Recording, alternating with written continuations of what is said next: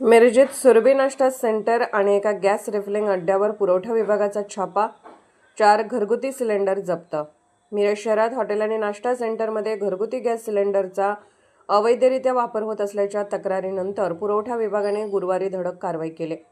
शहरातील मार्केट परिसरातील सुरभी नाश्ता सेंटर येथे छापा टाकून 2 घरगुती गॅस सिलेंडर जप्त करण्यात आले।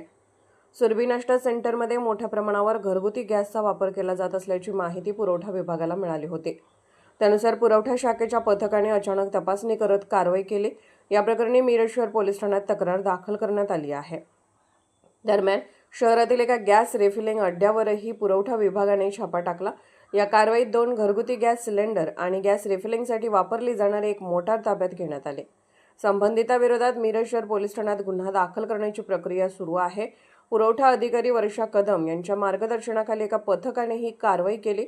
शहरात घरगुती गॅसचा वापर, व्यावसायिक वापर आणि बेकायदेशीर रिफिलिंग करणाऱ्यांविरोधात पुढील काळातही कारवाई सुरू राहणार असल्याचा इशारा पुरवठा विभागाने दिला आहे। पोलीस होप इंडिया न्यूज चॅनलला लाईक करा, शेअर करा आणि सबस्क्राईब करा।